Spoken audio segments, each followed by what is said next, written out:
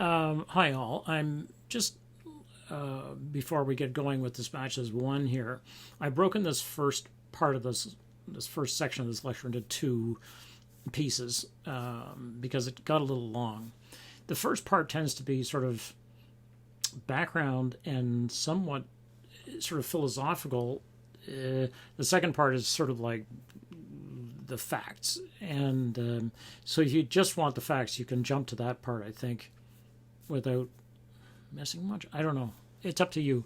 But anyway, it's just sort of like what you're going to find in the first part is sort of me thinking about how the 60s, what consensus meant in the 1960s, and how the Vietnam War was going to be one of the agents to break it. I think the main agent. I would argue that.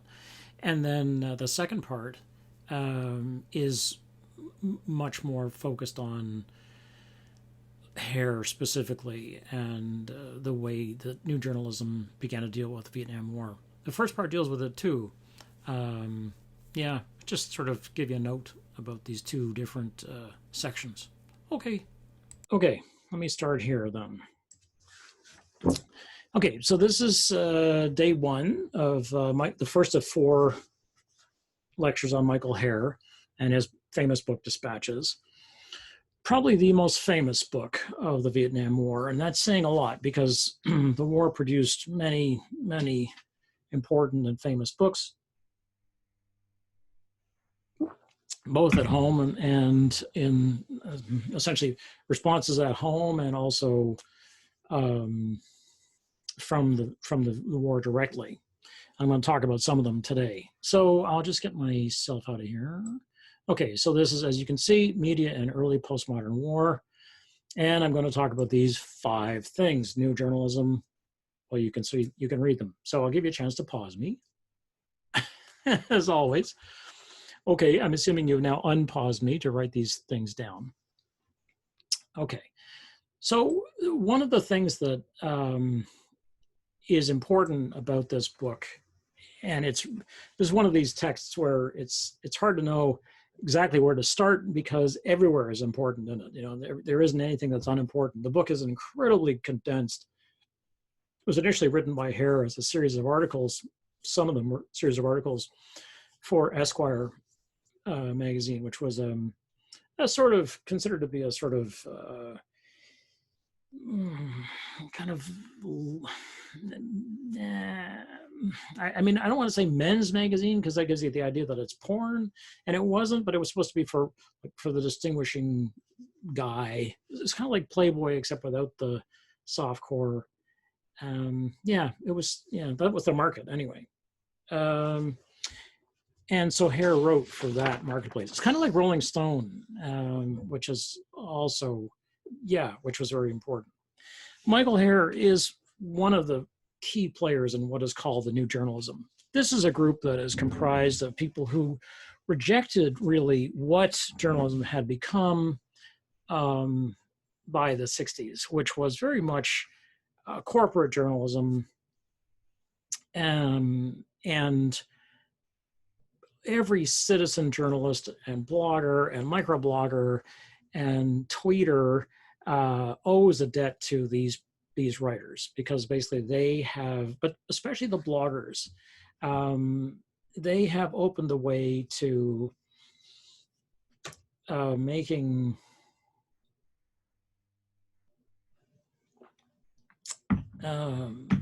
taking the sort of veneer of professionalism off journalism and saying we need to get at the story without making CBS or ABC or NBC or whoever it is that owns the network happy. Fox News. It doesn't matter who owns the network. Somebody owns the network, and somebody is beholden to advertisers who can always pull money, and or going to say, well, we're going to pull our ads for the next month, or we're going to take away the sports franchise, or whatever it is. And in the 60s, that was very much a very, very serious issue. It still is a very serious issue to have advertising, a threat from advertisers to withdraw their advertising. Most, I think it's 80% of the money for newspapers, including things like the Globe and Mail, is advertising. So these reporters broke with straight journalism, and I'll call it straight journalism because they sort of called it that, but basically it was suit and tie journalism, where you basically you buttoned up and you wore a tie and you showed up and you basically you asked the right questions and you took the answers away and you didn't push and that kind of thing. And when journalists began reporting on civil rights and the anti-war movement and student protests and the Vietnam War and women's liberation, which was second wave feminism, that is cultural unrest and massive change, the answers that they were coming back with to the newsroom were not establishment answers. And establishment here, what is the establishment? At the time, the establishment, capital E, was considered to be it was the center of the culture. So it was white, male, educated up to a point, and education then meant you'd gone to college and had a 4-year degree, which was considered to be a significant amount of education. People didn't get master's degrees very often, and they certainly didn't get doctorates in the numbers that they get them now.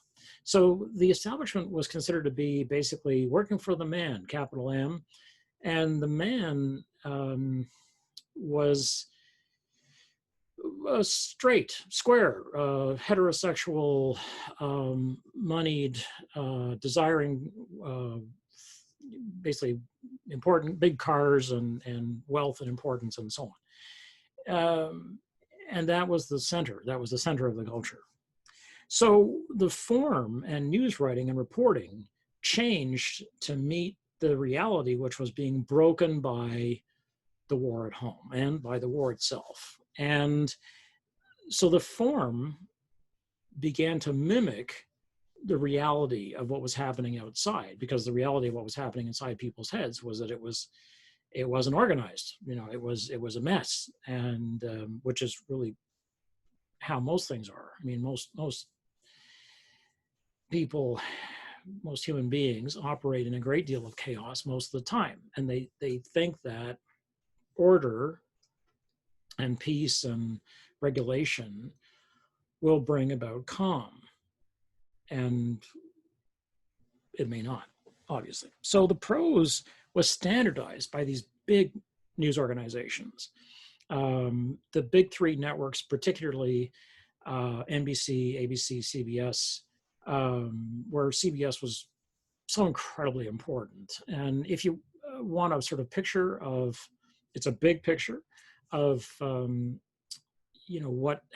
CBS came to be what it was and so on, have a look at a book by David Halberstam called The Powers That Be. And Halberstam is famous for writing about this period particularly insightfully. He writes about Vietnam and the way that America gets into Vietnam. The book is called The Best and the Brightest. And he writes The Powers That Be, which is about basically the big Western newspapers like the LA Times and CBS, and how they essentially came to form consensus. So the newspapers, the New York Times, still the New York Times, the Washington Post, the Chicago Times, or the Chicago Tribune, and then the weeklies, which were very powerful. Everything has declined in power of these sources. So Time Magazine, Newsweek were incredibly important in the 60s, 70s, 80s even. I remember following the Reagan's second election, so that was 1984, weekly, and picking up Time and Newsweek, the New York Times, just about every day, and following this one election, and they were extremely important. So basically, the thing is that the web changed all this, because the news cycle was a 24-hour cycle. That is, it renewed every 24 hours by daily papers. And there was a morning edition and an evening edition, and there was the television news. And the idea was that there was also this thing which was called objective journalism. And it was still a thing which was talked about when I was in my teens, I mean, people talked about the death of objective journalism and how objective journalism was important and so on. Even when I came here at Western to talk about, to start when we came to build the MIT program, we still, I mean, I remember still dealing with people saying, but what about objective journalism? Like, what are you talking about? There is no such thing.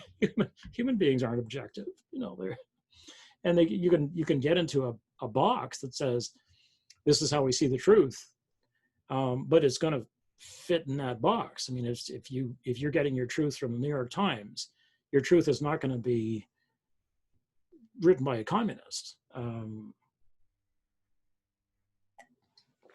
it's not going to be written by somebody who would most of the time work for Fox News. That's not the truth. In the box of the New York Times is this truth, and over here it's Fox News, and over there it's the Washington Post, and here it's the Huffington Post, and it's like, these are all different points of view which are very carefully curated. Anyway, and so these reporters that I'm talking about basically said, look, objective journalism is not doing it. We have to get in there, and we've got to get in deeper and with fewer ties to advertising and to people who can kill our stories than ever, which means we have to go off trail. Basically, we've got to go off the track. And they went into the field, and they very much behaved much more as anthropologists than as reporters, in the sense that they weren't like beat reporters. They didn't, just follow the beat and get to know everybody and get comfortable with that. They weren't comfortable with things. They got in and they wrote stories, and they might have taken them sometimes years to write a story, or 2 or 3 or 4. They begin to produce. But by that time, these were methods that were sort of common and familiar to anthropology, sociology, to fiction writing even. And Herr is part of this group. And so the group, so I'm talking about, I've been talking about new journalism, as it's called, and that's what I've been talking about. Okay, so the people I'm talking about include some of these folks. So I'll give you a chance to write this down. I'm moving myself over here. As always, I don't want to wind up stuck in the corner. So, okay, so I'll give you a chance to write these titles down. If you wish to do that, I'll pause. All right. What can I say about these books? As you'll see, they really focus on the year 1968. And 1968 comes to be, let me move my picture over here. So as I say, I'm worried about getting stuck in the corner, which is not a happy thing for you, because then you wind up listening to a little talking postage stamp. What you'll see here is the beginning of alternate voices, and I've tried to include people who, are at the core of the movement. This movement, so it really wasn't right at the core of this group, but who also are different in the sense that they are not part of the straight mainstream. Now, they all are white people. There are Black alternate journalists or new journalists, but they tended to do things like probably one of the most important books is Alex Haley's ghost-written autobiography of Malcolm X. The autobiography of Malcolm X is an amazing book. It was written mostly by Alex Haley, but it was sort of given to Malcolm X, like, this is what Malcolm wrote, and it's very fine. I mean, the book is very fine, and it could be. I would consider it to be new journalism. I think Angela Davis writing. There's Asada, which is about one of the also autobiography written by one of the women who joined the Black Panthers and winds up living in exile in Cuba. She's still there because she's on the top 10 wanted list for killing a white, a white police officer. Isn't that a kick in the pants in this particular day and age when, the white police have basically, made themselves famous in the last 10 years for mostly killing black, well, not mostly, but for killing black people for being black fundamentally. Anyway, fine, okay, I'll stop. I'll stop. It's just what's interesting about all these texts is that they very much reflect on the same kind of thing we're going through now, and that's a heartbreaking thing about this, is that this stuff is all basically 50 years old and we're still going through it, and I'm not convinced that we're doing a lot better than we were in the 60s. So Truman Capote is a queer man. Norman Mailer is this crazy macho dude who writes about one of the things he writes about is the siege of Chicago, as it was called, so the Democratic riots in Chicago in '68. Joan Didion's book, which is about America, basically, Searching Towards Bethlehem, as a reference to a famous poem, The Second Coming by Yeats, where there's a monster, basically, that is slouching towards Bethlehem to be born in the new age. And so that's Hunter Thompson, probably one of the best known at the moment, partly because he's been turned into a cultural icon mostly by film. People have more seen films about Hunter Thompson than they have actually read him, which is kind of funny. Fear and Loathing in Las Vegas is the most famous, probably, of his books, because it's sort of a drug book. But really, as far as I'm concerned, Fear and Loathing on the Campaign Trail is the most important of the books, which is what happened in 1972 when McGovern was trying to get elected, and what happened. Yeah. So, and Tom Wolfe's collections of essays. One of the most famous of which is The Candy-Colored Tangerine Flake Streamlined Baby, which is a remarkable collection of essays, and just they're so funny and smart, and the writing is gorgeous, and you're like, wow. And after everybody read Tom Wolfe, they all wanted to write like Tom Wolfe. So, so which is, I think, it's as they say, imitation is the sincerest form of flattery. And then the famous electrocholic acid test, which was Wolfe's extended, what started out as an article and became a book about Ken Kesey and the merry pranksters on the bus. So these are books about revolution, and they're written as revolutionary texts. And when I talk about the narrative of the time, I'm referring to a picture of the status quo that Americans still remember as perhaps being the safest, best time to live in America, if, of course, you were white and middle class and male, in which case you had it made. Although many films and books and novels at the time said, oh, no, it was very hard being white, middle class, and male. I'm sure it was. I mean, it's hard to be alive for most people. But it was a lot tougher to be a Black woman living in a project, or an unmarried mother and pregnant, or a woman who was being beaten by her husband, or a queer person, or anything outside of the white straight guy, basically.